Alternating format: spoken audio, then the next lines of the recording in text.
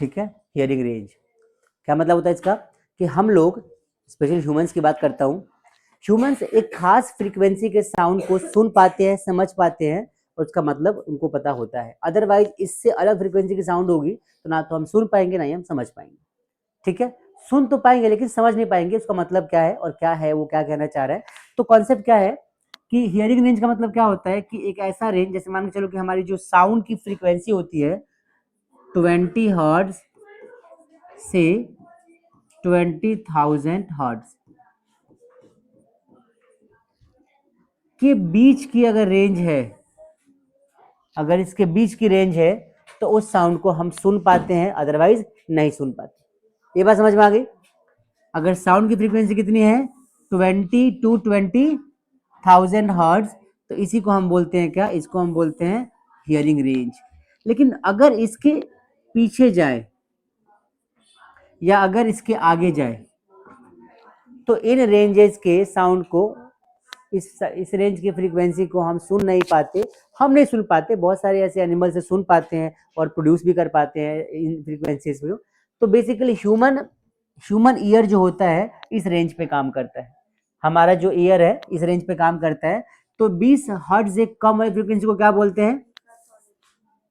Infra, इसको क्या बोलेंगे? अल्ट्रासोनिक। ठीक है भाई, तो अल्ट्रासोनिक साउंड हम इसको बोलते हैं पूरा का पूरा, इसको क्या बोलते हैं? Infrasonic sound. डेफिनेशन क्या बनेगा? दोज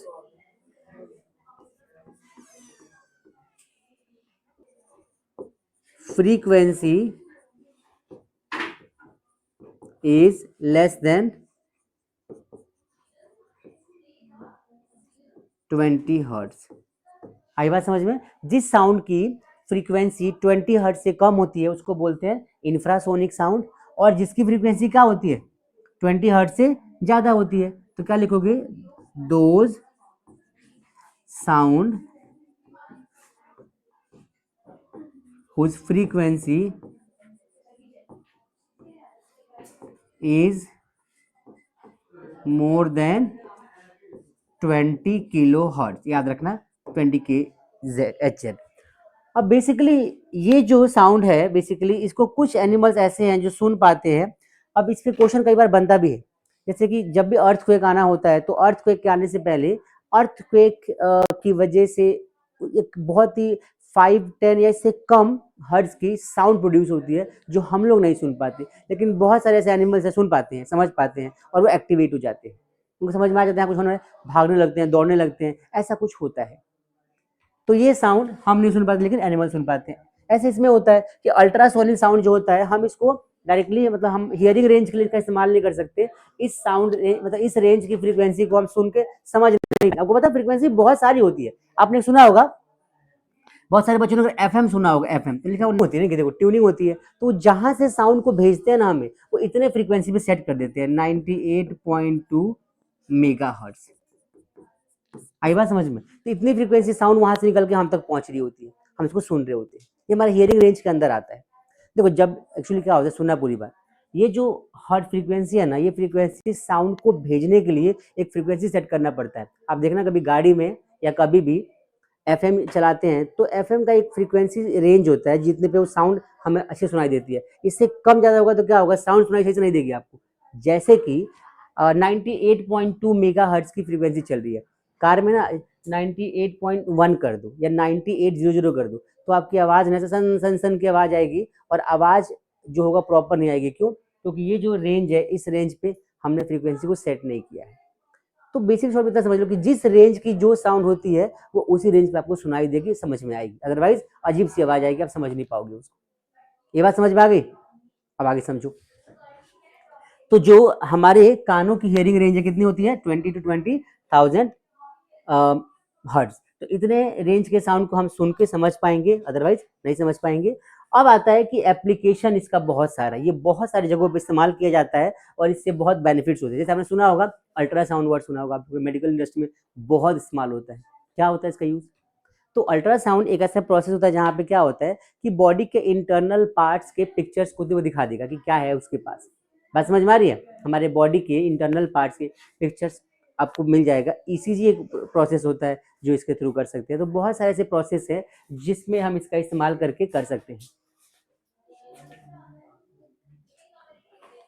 ठीक है, तो बेसिकली अल्ट्रासाउंड जो होता है, अल्ट्रासाउंड ये वो साउंड है जो हम सुन तो नहीं पाएंगे लेकिन इस्तेमाल बहुत जगह कर सकते हैं। तो नेक्स्ट टॉपिक हमारा जो होने वाला है बच्चों, टॉपिक का नाम रहेगा क्या? Uses of ultrasound. ये बहुत इंपॉर्टेंट टॉपिक है, यूजेज ऑफ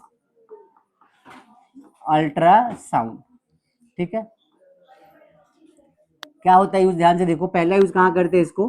तो देखो अल्ट्रासाउंड के बहुत सारे यूजेज है। सबसे पहला यूज कहाँ करता है? इन मेडिकल फील्ड। मेडिकल फील्ड, अब मेडिकल फील्ड में कहाँ कहाँ पे कर सकते हैं? तो एक तो होता है भाई क्या, अल्ट्रासाउंड में, नाम ही क्या है इसका? अल्ट्रासाउंड। दूसरा क्या हो जाएगा? ईसीजी होता है, ईसीजी, इको कार्डियोग्राफी बोलते हैं इसको। ठीक है, तीसरा क्या होता है? तीसरा बोलते हैं इसको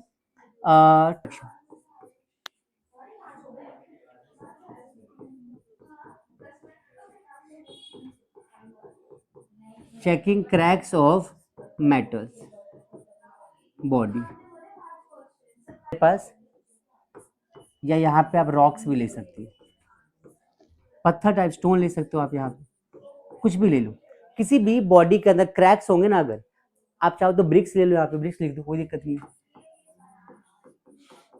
ठीक है, टाइल्स ले लो यहाँ पे, टाइल्स। ठीक है, और लिख दो कुछ। ठीक है,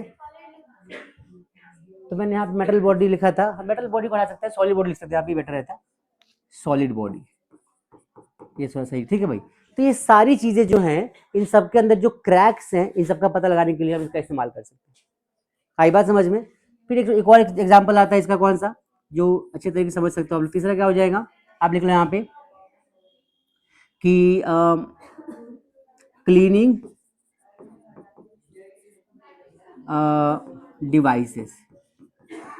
ठीक है भाई, ये कुछ बेसिक से 3-4 यूजेज है जहां पे हम इसका इस्तेमाल कर सकते हैं। कैसे करते हैं आप ध्यान से करके एक को समझो और तरीके से इसको समझो। आप एक बार देखो, आप पहले समझो सबसे पहली बात कि अल्ट्रासाउंड, ये तो सब आपको पता है अल्ट्रासाउंड क्या होता है। देखो अल्ट्रासाउंड और ईसीजी बेसिकली क्या होता है कि साउंड जो होता है ना, जैसे साउंड क्या होता है, मैं कुछ बोल रहा हूँ तो मेरी आवाज आप तक पहुंच पा रही है मीडियम से।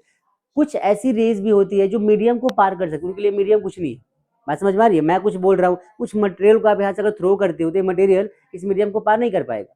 लेकिन जो रेज होती हैं, रेज कौन सी रेज? जिनकी फ्रीक्वेंसी कितनी हो, जिनकी फ्रीक्वेंसी 20,000 से ज्यादा की हो, तो उनके लिए ये दीवारें कुछ नहीं है, इनको पार कर सकते हैं आसानी से। हमारे बॉडी में भी तो होता है, हमारे बॉडी के अंदर के पिक्चर्स को निकाल के दे सकती है। मतलब क्या कि ये जो फ्रीक्वेंसी है ये हमारे बॉडी के अंदर तक जा रही होगी।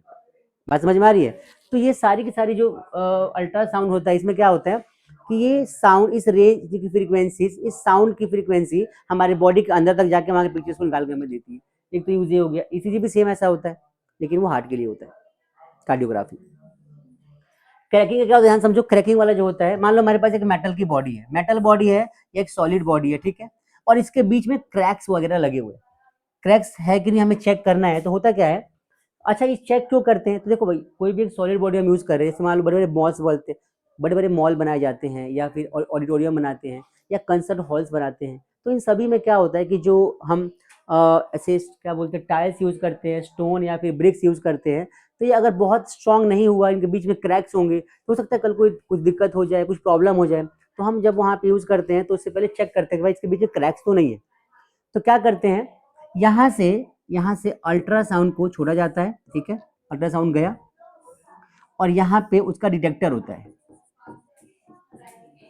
क्या होता है? डिटेक्टर होता है जो कि अल्ट्रासाउंड को डिटेक्ट करता है यहाँ पे। अब एक्चुअली ऐसे नहीं होता है ना, ऐसे डिवाइस होता है, पूरा ऐसे होता है। अल्ट्रासाउंड यहाँ से निकलता है, ये जाएगा, यहाँ पहुँच गया, हाँ भाई साउंड यहाँ से निकल के यहाँ मतलब यहाँ की फ्रीक्वेंसी यहाँ पहुँच गई, मतलब कि ठीक है, ये ठीक है। जहाँ पर भी क्रैक्स होगा ना, वहाँ पे क्या होगा कि यहाँ से हमारा अल्ट्रासाउंड जाएगा तो सही, लेकिन यहाँ तक पहुँच नहीं पाएगा, वापस आ जाएगा। बात समझ में आ रही है? मतलब कि बीच में जो गैप आएगा क्रैक्स की वजह से, एयर का मीडियम आ गया ना वहाँ पे, तो उस मीडियम को ये पार नहीं कर पाता। आमतौर पर जितने सेंसर्स होते हैं इस तरीके से ही काम करते हैं। कभी ऐसे आप किसी गेट से जा रहे हो, जैसे आप पार करते हो टन की आवाज आती है। रीजन क्या होता है कि आप वहां पे पार कर रहे हो तो आपने एक जैसे ऐसे गेट होता है, सुनना पूरी बात, ये गेट है, इस गेट में यहाँ पे लगा होता है एक ट्रांसमीटर, यहाँ लगा होता है रिसीवर। अब ये ट्रांसमीटर यहाँ से बहुत सारे ना रेज को छोड़ रहा होता है, जैसे आप इसे पार करते हो तो दोनों के बीच में आप बीच में खड़े हो गए, तो इसकी जो इसका ये जो ट्रांसमिट कर रहा था वो यहाँ तक पहुंच नहीं पा रहा है, यहाँ पे आप खड़े हो गए मान के चलो।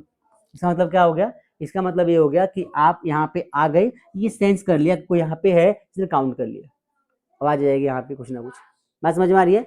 ऐसे ही सिस्टम कुछ यहाँ पर होता है कि कोई भी अल्ट्रासाउंड यहाँ से जाता है और यहाँ नहीं पहुंच पाया तो समझ जाएगा यहाँ बीच में कुछ क्रैक्स है या कोई डिफेक्ट है इस मेटल बॉडी के अंदर या फिर सॉलिड बॉडी के अंदर, और वो समझ जाएगा इस चीज को। तो ये तरीका होता है किसका, पता लगाने का कि किसी भी सॉलिड बॉडी में क्रैक्स है कि नहीं है। यहाँ से अगर अल्ट्रासाउंड निकले यहाँ पहुंच गए तो क्रैक्स नहीं है, अगर नहीं पहुंचा तो क्रैक्स है। क्लियर सभी को।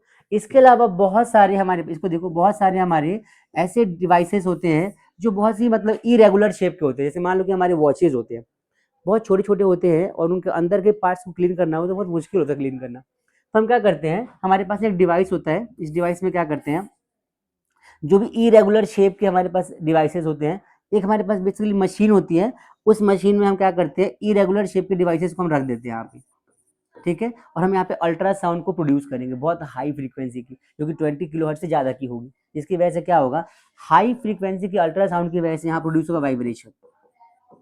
क्या प्रोड्यूस होगा, वाइब्रेशन। उस वाइब्रेशन की वजह से ये होगा कि सारे पार्ट्स आपस में हिलेंगे और जो इनके डस्ट पार्टिकल्स वगैरह होंगे ना, वो डी अटैच हो जाएंगे। क्या हो जाएंगे, डी अटैच हो जाएंगे और बाद में उनको आसानी से बाहर निकाला जा सकता है। आई बात समझ में। ये सारा प्रोसेस होता है कि हम क्लीन कैसे कर सकते हैं डिवाइसेस को with the help of ultrasound. Clear सबको। अल्ट्रासाउंड क्या काम करता है, तो बेसिकली वाइब्रेशन क्रिएट करता है।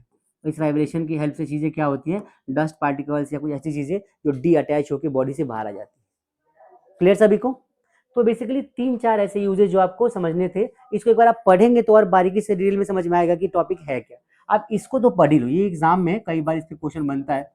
ये तो समझ में आ गया होगा आपको, क्रैक्स कैसे चेक कर सकते हैं, और ये भी समझ में आ गया होगा कैसे ये काम करता है क्लीन करने में। आप इन दोनों को एक बार ध्यान से पढ़ लो, फिर आगे बढ़ते हैं। चलिए नोट करिए एक बार।